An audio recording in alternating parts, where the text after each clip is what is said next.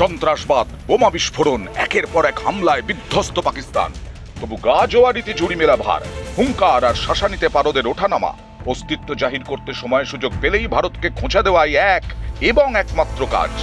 সন্ত্রাসবাদীদের তোল্লাই দিয়ে ভারত ভূমিকে অস্থির করাই পাকিস্তানের অন্যতম উদ্দেশ্য।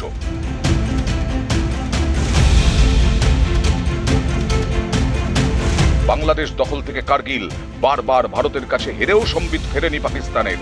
সুযোগ পেলেই ভারতের ওপর চড়াও হয় আন্তর্জাতিক দরবারে।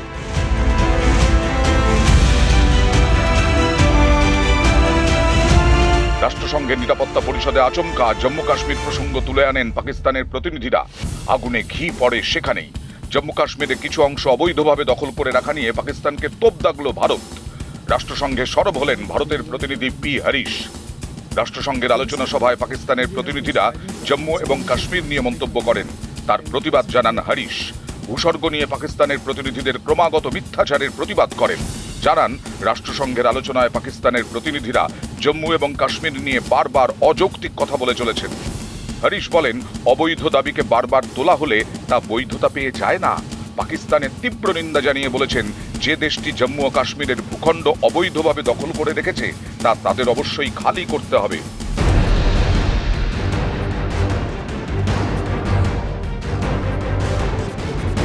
শান্তিরক্ষা বাহিনীর ভবিষ্যৎ নিয়ে রাষ্ট্রপুঞ্জের নিরাপত্তা পরিষদে আলোচনার মূল বিষয় ছিল।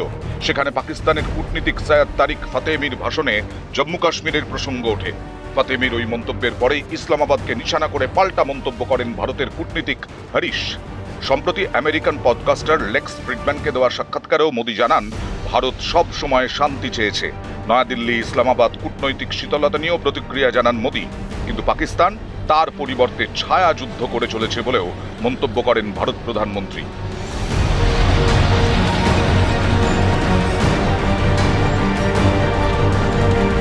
5ই আগস্ট 2019 দ্বিতীয়বার ক্ষমতা দখল করেই সংবিধানের 370 অনুচ্ছেদ বাতিল করেন মোদি।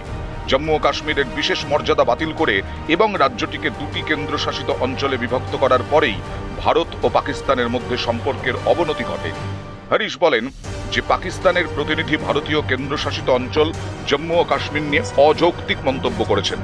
জম্মু ও কাশ্মীর নিয়ে তাদের অবৈধ দাবিকে বৈধতা দেয় না, বা তাদের রাষ্ট্রের মদতে আন্তঃসীমান্ত সন্ত্রাসবাদকেও বৈধতা দেয় না।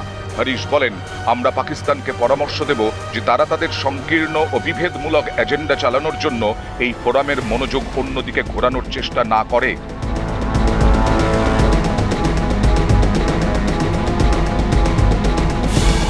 জম্মু ও কাশ্মীরের অবৈধ দখলদারি পাকিস্তানকে ছাড়তে হবে বলে তোপ দাগল ভারত। জম্মু ও কাশ্মীর ইস্যুতে ফের রাষ্ট্রসংঘের মঞ্চে পাকিস্তানকে এক হাত নিল ভারত।